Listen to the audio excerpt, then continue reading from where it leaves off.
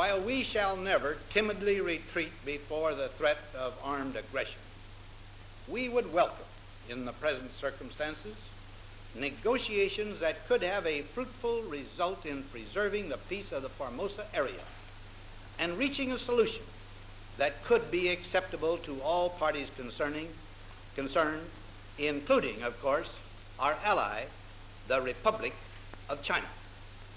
It is as certain as can be that the shooting which the Chinese communists started on August 23rd had as its purpose not just the taking of the island of Formosa. It is part of what is indeed an ambitious plan of armed conquest. If the Chinese communists have decided to risk a war, it can only be because they and their Soviet allies have decided to find out whether threatening war is a policy from which they can make big gains. If that is their decision, then a Western Pacific Munich would not buy us peace or security. It would encourage the aggressors. It would dismay our friends and allies there. If history teaches anything, appeasement would make it more likely that we should have to fight a major war. Now I assure you that no American boy will ever be asked by me to fight just for Quemoy. But those who make up our armed forces, and I believe the American people as a whole, do stand ready to defend the principle that armed force shall not be used for aggressive purposes. Upon observance of that principle depends a last and lasting peace. It is that same principle that protects the Western Pacific free world positions as well as the security of our homeland.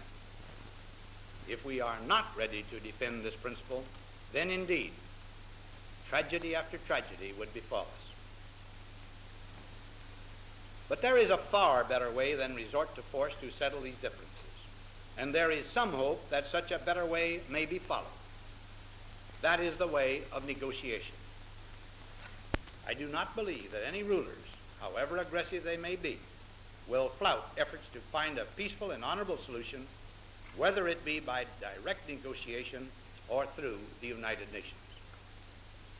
My friends, we are confronted with a serious situation. But it is typical of the security problems of the world today. Powerful and aggressive forces are constantly probing, now here, now there, to see whether the free world is weakening. In the face of this, there are no easy choices available. It is misleading for anyone to imply that there are. However, the present situation, though serious, is by no means desperate or hopeless. There is not going to be any appeasement. I believe there is not going to be any war.